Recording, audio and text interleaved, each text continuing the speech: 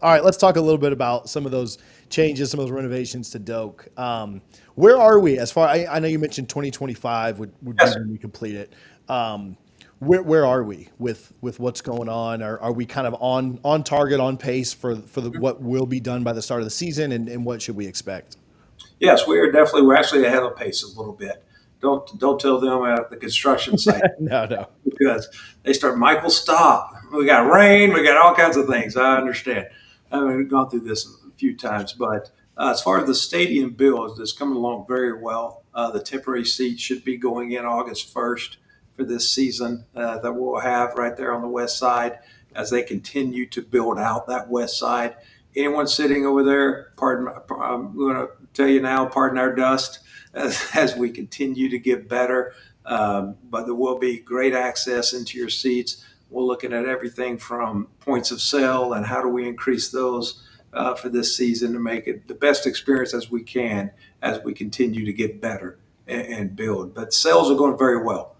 We're ahead of pace on those. The club seats are going extremely fast. People that go through are definitely excited about the new product, the new areas that they will have, the new concourses, the new points of sale, the seat, the tread depth, the seat backs, everything that we're doing on the west side, we're ahead of pace, and people are really excited about it. So that's something that's very good to see, and we're outpacing what our survey said we would be pacing at this time that we did with CSL about our fan interest and what they wanted to see on the west side.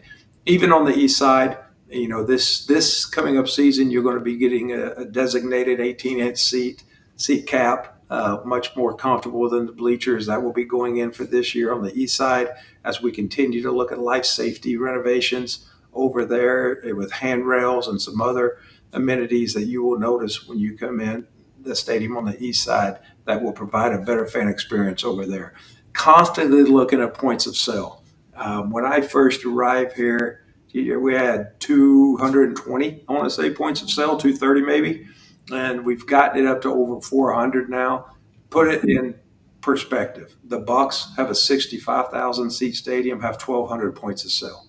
We're trying to do the same service at 400. We're pulling power to a 73-year-old stadium, finding areas where we can do that. We want to get it up to about 600 in the future, 700, and just keep looking for different avenues where we can have a better fan experience for our customers. And that's something that's we're really pushing is our points of sale within that stadium. But that gives you some perspective. A 73-year-old stadium coming in and trying to find points of sale where we can make the fan experience better when you look at a stadium like Raymond James that has 1,200 points of sale for Yeah. 65,000 people. So we're constantly trying to find avenues to make that fan experience better.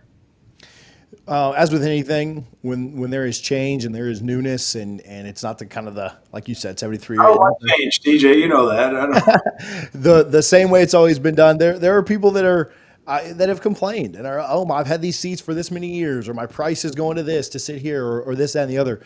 Obviously, there are people that are excited about things. There are people that are not. But what's your message to those people that do feel like they're getting moved out of their seats, or do feel like this isn't fair, right? Or whatever the situation may be. How do you talk with those people?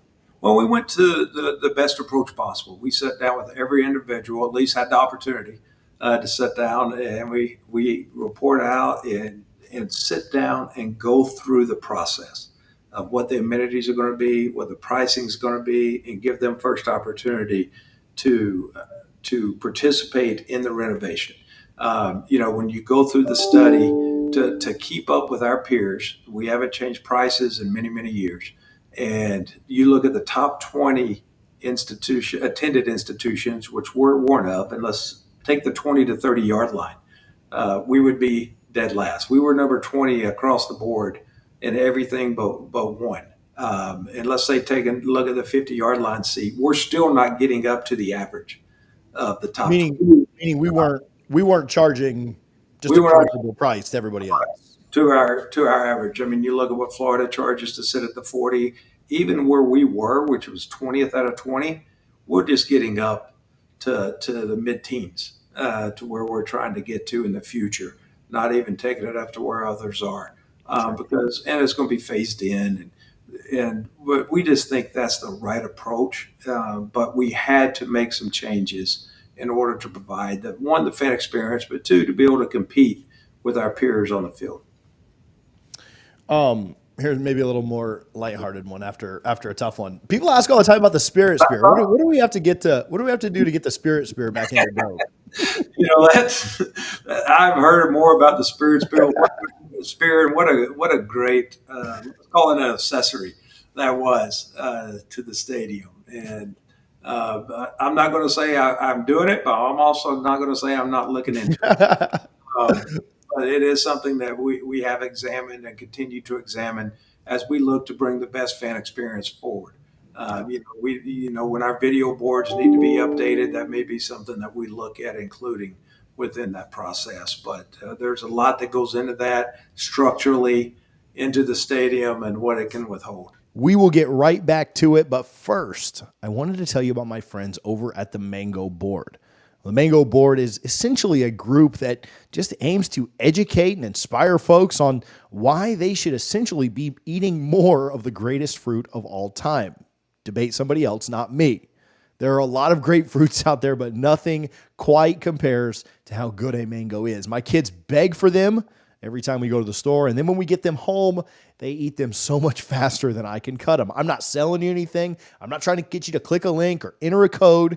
Just the next time that you're at the store, maybe grab a mango or two at your local grocer. Now, the Mango Board partners with FSU Athletics, and you may see them tagged in tweets. You may see them out at different sporting events, and if you do, stop by and say hello. Remember, the next time you're at a grocery store, grab a mango or two. You will not be sad that you did. Yeah. I'll ask you about this, and then we'll maybe move on to baseball and wrap up. But football only facility. Any updates there? I know that a lot of the focus right now is on Doak because that's what's open and people can see, and it has more of an impact on the fan. But we'll talk about the football only facility and where we are there. Looking at it right outside my office, the construction going on. Ben Zierden, who handles all of our capital projects and is doing over $400 million in projects right now. So he's a little busy man. But I love looking out there and seeing about three guys sitting down taking lunch break, and I'll yell down the hall at him for them to get up and get going. We have a deadline of July 25th, but they are doing a marvelous job. All the construction workers, I go out there and see how they're doing and make sure we're doing everything possible for their experience while they build this marvelous facility that's going to be one of the tops in the country. And just to see it coming along, but it's going to be open the same time the stadium, July 25. So you're going to see it start moving along here a little bit more rapidly. Um, so it's an exciting project, something we needed desperately. Once again, that we can showcase Florida State and put us on a national stage.